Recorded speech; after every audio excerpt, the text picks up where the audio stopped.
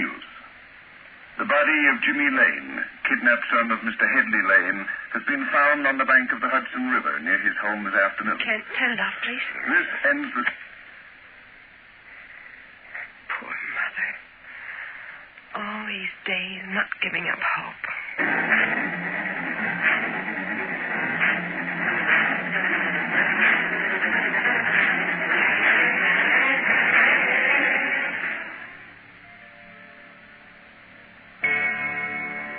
Suspense.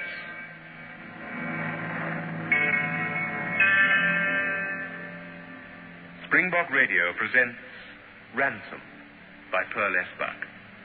Adapted for broadcasting by Michael McCabe. Ransom by the author of The Good Earth, a story you might have read about just this morning in your newspaper.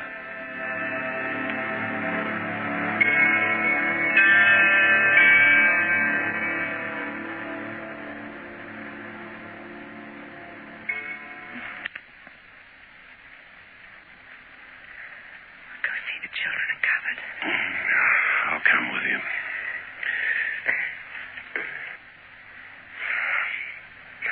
You sleep so soundly. You're a handsome little devil. Betsy always has a hand out like that. Always as if she's asking for something. Yeah, I'm going to grow up into a female beggar. Come on. Night, night, my darling. Night, night.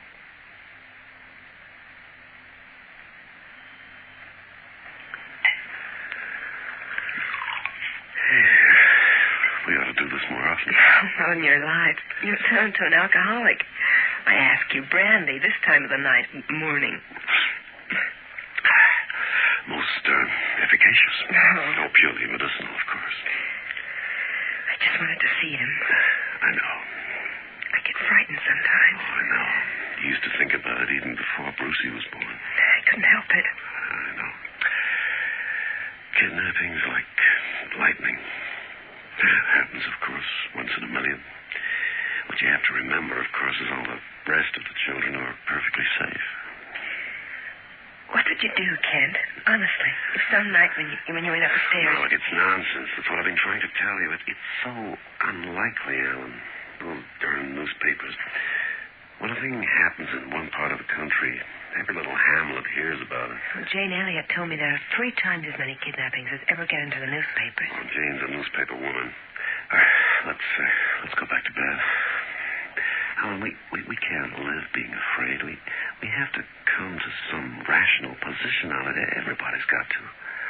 Oh, I suppose most people bring up their families without thinking about it. Most mothers think about it. Most of the women I know have said something to me about it, sometime or the other. Enough to make me know they think about it all the time. Look, you'd be better off not talking about it. But we keep wondering what we would do, Kent. Well, that's just it. Okay, what would we do? Let's decide. Bearing in mind, of course, that it's the remotest possibility. What would we do, Kent? Well, I promise to remember it's as remote as, well, an airplane attack on our home. Look, I've always thought if one of the children were kidnapped, I'd simply turn the whole thing over to the police. What police? Gossipy old Mike O'Brien who tell the newspapers first thing? It's fatal to let it get into the papers, Jane says. Well, the federal police and the G-men. Oh, how do you get in touch with them? I don't know. I can find out, though. And that I'll do. Look, anyway, darling, it's the principle we want to, determine. I mean, once we know what we do, we can put it out of our minds. No ransom, Ellen, that I feel sure of. As long as we keep on paying ransoms, we're going to have kidnappings. Somebody has to be strong enough to take the stand. Well, then maybe other people will see what they ought to do. The thing is, Kent, if we decided not to pay ransom, we just couldn't stick to it. Not really, I mean. Well, suppose it were Bruce. Suppose he had a cold and it were winter and he were taken out of bed in his pajamas. Or we'd do anything. You know we would. We wouldn't care about other children, Kent. We'd only be thinking of our own little Bruce and nobody else. How to get him back again if whatever cost. Hey, we're acting like... Well, as if we're... You're cold. Not now. We ought really to go back to bed.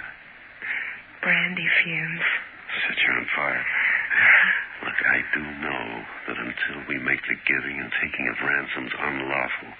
We shall have kidnappers. Until somebody begins it, it'll never be done. That's the law of democratic government.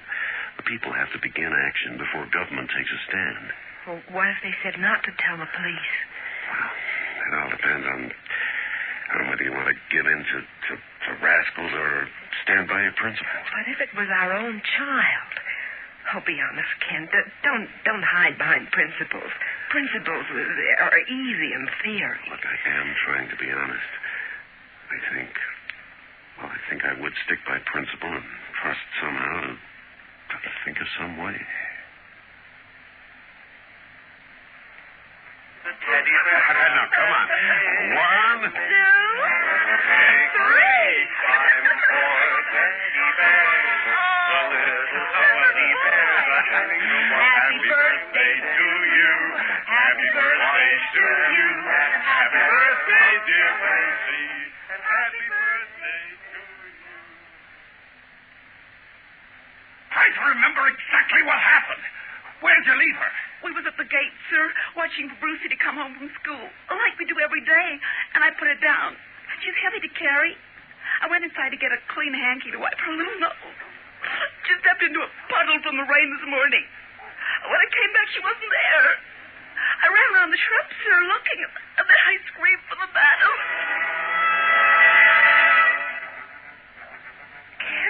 We can't find Betsy.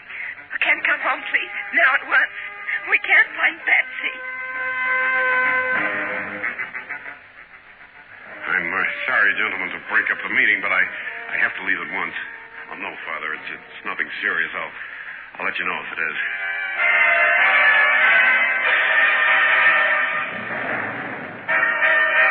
And I combed the place. The gate? It was shut. The bar was across. I had sense enough to see the map before I went in. How long were you gone? I don't know, sir. It didn't seem a minute. Betsy! Betsy, come to Daddy. Here's Daddy. Have you looked at the garage? Peter's been through it twice. I'll see to it myself. Go to the house, Alan. Jimmy's gotten inside from the hall. I'll see the garage for myself.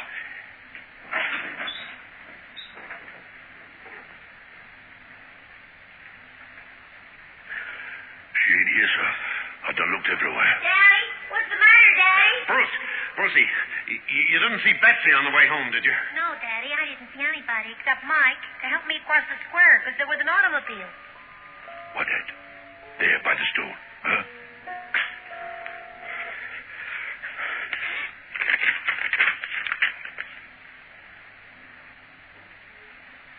We've been waiting this chance. 50 grand is the price. Your dad's got it if you haven't. You'll hear where to put it. Tell the police, and we kill the kid. Daddy, what happened? Peter, bring Bruce inside. Yes?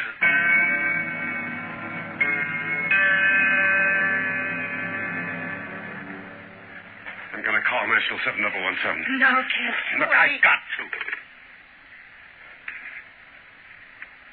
No, Kent. We don't know, do we? No what? What? What?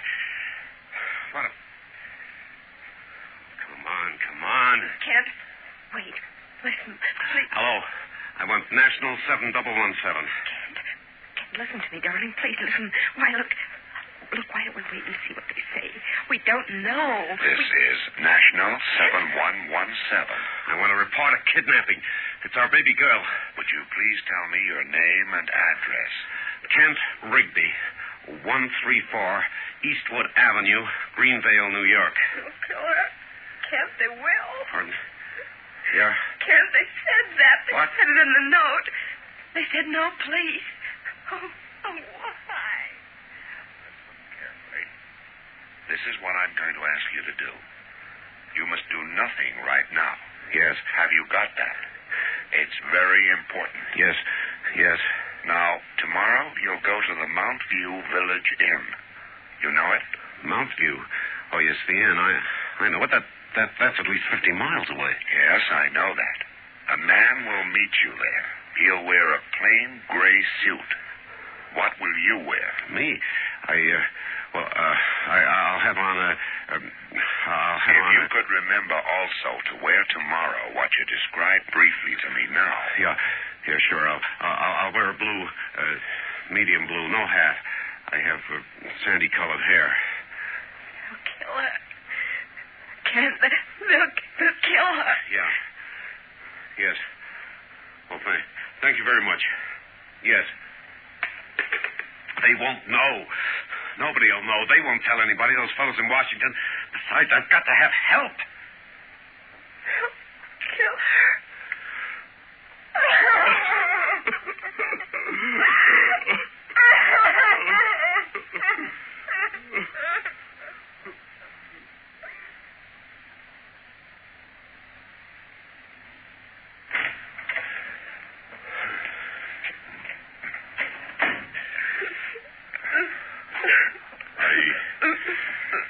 I see you all know what's happened.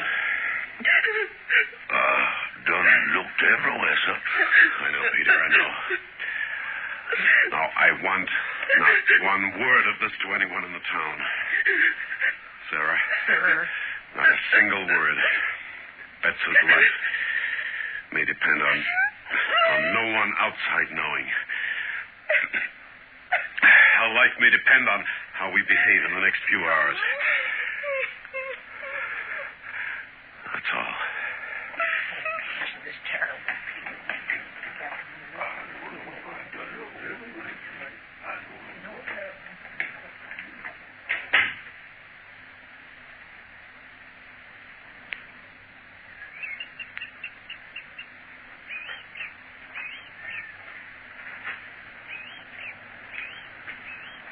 Mr. Rigby? What? Mr. Rigby's out. Peter, what is it? I don't know why she picked up my old woman. When I come home for supper, she gave it to me. She can't read, so she don't know what was in it. All the way I run.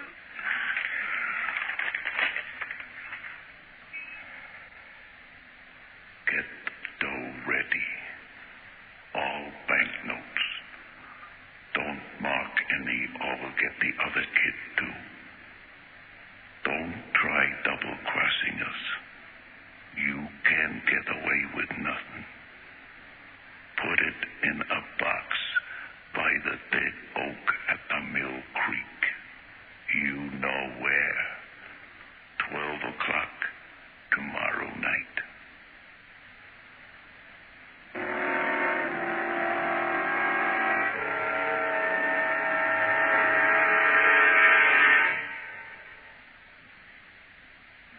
Is your car parked for the day or locked up for the night? Then it's in danger, because right now, corrosive combustion acid is slowly nibbling at the power in your engine. New Mobile Power Guard petrol actually neutralizes combustion acid before it can start destroying your engine. Mobile Power Guard protects your engine, keeps it running at peak power. Guard the power in your engine with Mobile Power Guard, the world's first petrol to fight combustion acid. Mobile Power Guard petrol.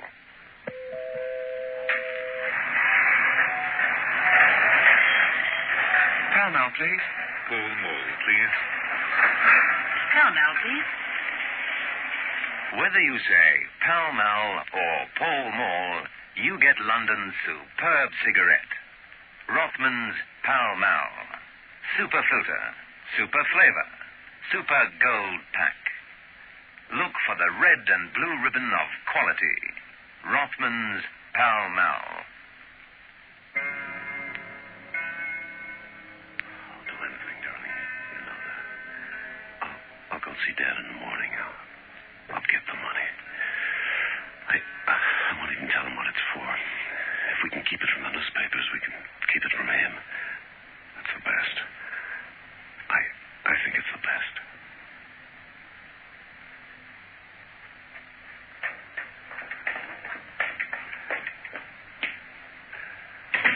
Oh, Rose, Sarah, Peter, and Molly. I just want to say thank you, all of you, for keeping it quiet so far. I want you to know, too, that if we succeed in letting no one know until we know the end, I intend to give each of you $100 as a token of my gratitude. Thank you, sir. I don't want no $100, Mr. Rigby. All I want is that little child. That's all I want, Peter. That's all I want, too.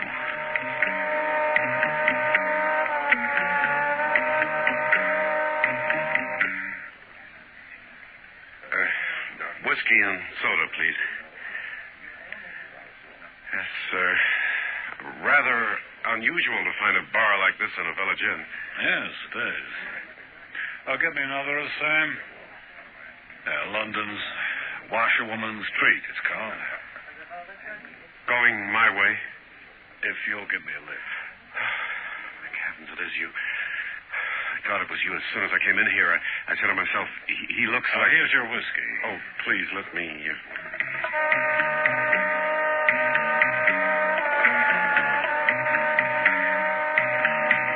Hardly seems likely a gangster would... No, gangsters don't kidnap children. Adults, yes, but they don't monkey with kids. It's too dangerous, for one thing. It's the most dangerous job there is in crime, and the smart ones know it. It's always some little fella does it. Him and a couple of friends, maybe. Why dangerous? Always get caught. Always. My wife wants to pay the ransom. I suppose you think that's wrong, do you? Oh, perfectly right. We aren't magicians, Mr. Rigby. We gotta get in touch somehow. The only two cases I ever knew that weren't solved was where the parents wouldn't pay. So, we couldn't get a clue. Children killed. Just turn down here. Right. That's good. Now, this way we don't go too far. Quiet, too. Children killed? Who knows? One of them was. The other never came back. Tell me what to do, and I'll do it. Well, go on as if you'd never told us. Go on, pay your ransom, make a note of the numbers of the notes, of course, no matter what the letter says. How's he going to know? And do what he says next. You call me up here. Oh, thanks. Anyway, that's all I need, Mr. Rigby. That's okay. You're sensible. Oh, slow now. A fellow I knew once walked around with a shotgun to keep off the police. Said he'd handle things himself. Did he get his child back? No. Paid the ransom, too. Paying the ransom's okay. That's the way we get him. But he went roaring around the neighborhood trying to be his own law. Never got a chance. Look, I don't want anything spared. Money or trouble. We'll pay anything, of course. Sure. Well, I guess that'll be all. You might let me off near the inn. I'll go and get another drink.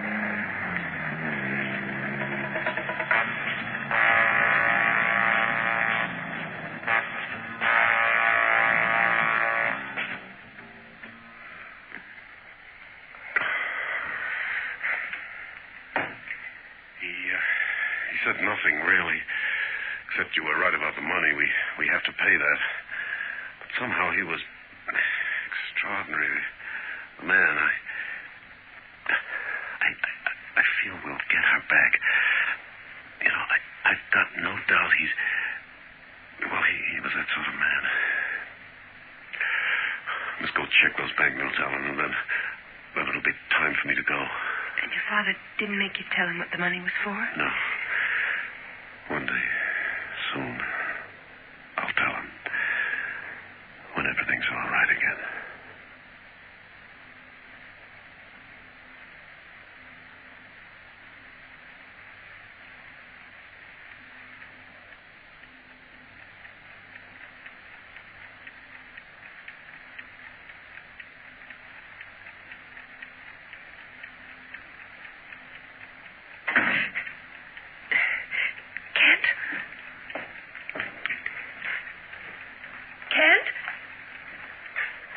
That's me, Ellen.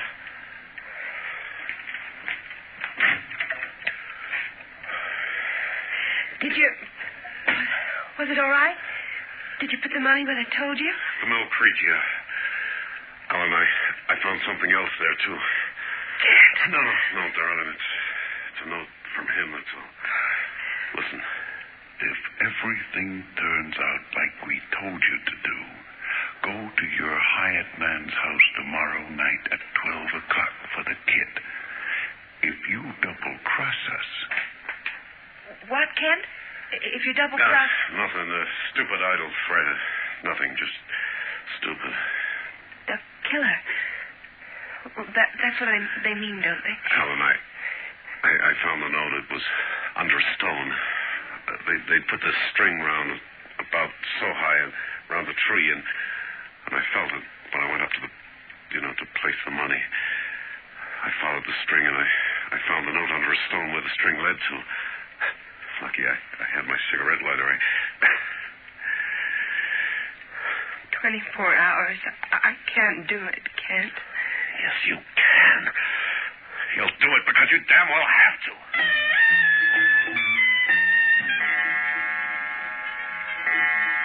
This is Kent Rigby. I've had that invitation. 12 tomorrow. Yeah, where? On midnight, of course. They always make it midnight. My gardener's house. Okay, Mr. Rigby. You go right ahead as if you hadn't told us.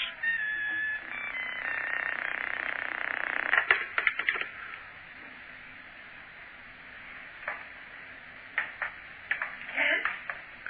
Was that the phone? No. I heard the phone. No, you didn't. I just bumped into the table. I have a hunch. What? We're going to win. 24 more hours.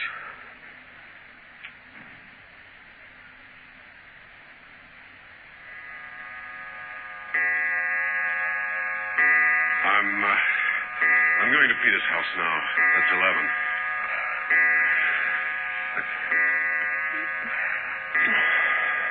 God bless.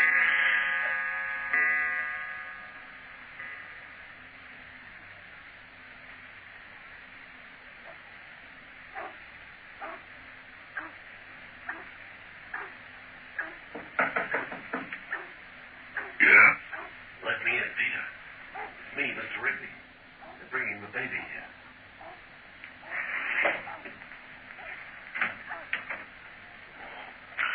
Let me get the light on. No, Peter, no light. I'll just sit down here in the dark. Only don't lock the door. I'll sit by the door. Miss Rigby, sir, will you have a drink? I've got some cold liquor. Thanks, Peter. Yeah. Anything I can do, Mr. Rigby? All woman's asleep. I'll just get thrashing around if I go back to bed. Nothing, Peter. Just be still. We mustn't talk. Just wait.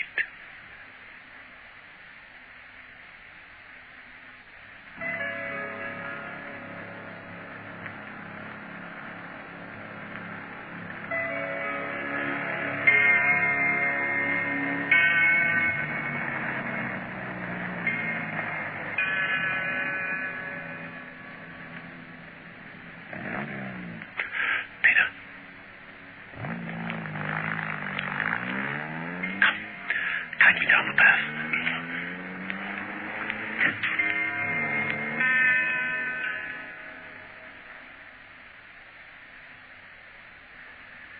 She's here, Mr. Rigby.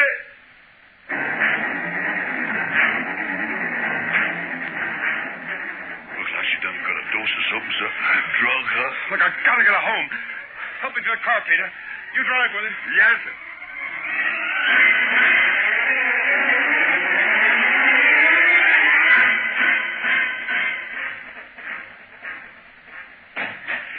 Kent! Kent? Oh, Helen. Helen, baby. Helen, baby.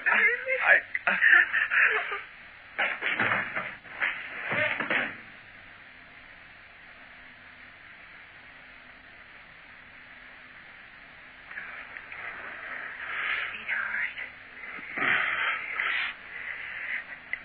The doctor says you're not to work, darling. Doctor? He was here last night for both of you. You and Betsy. He won't tell anyone. Oh, I've been crazy. Where is he? She's going to be fine. Oh, Kent, darling, you mustn't get up. You've had such a... Oh, she's beautiful. She's just a little pale. she won't even remember it. Come back to bed. I'm going to bring you some breakfast. Bruce is having his downstairs. Oh, phone. No, I'll take it. No, it might be... Okay, take him to the bedroom.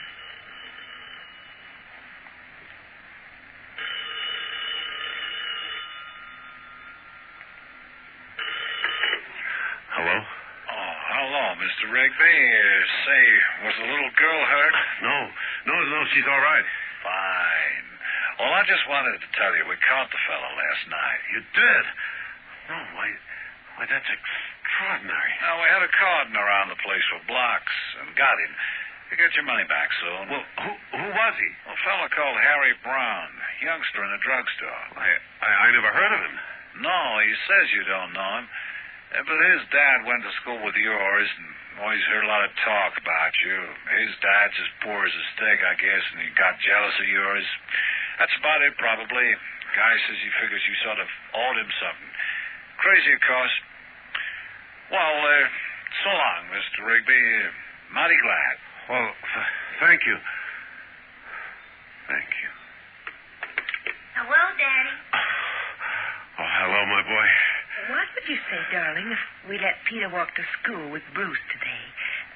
What do you think? Oh, we're a lawless people. If we made a law against paying ransoms, nobody would obey it any more than they did prohibition. No, when the Americans don't like a law, they break it. And so we still have kidnappers. That's the price you pay for a democracy. Bruce has to live in his own country. I guess you can go alone, can't you, son? Of course I can.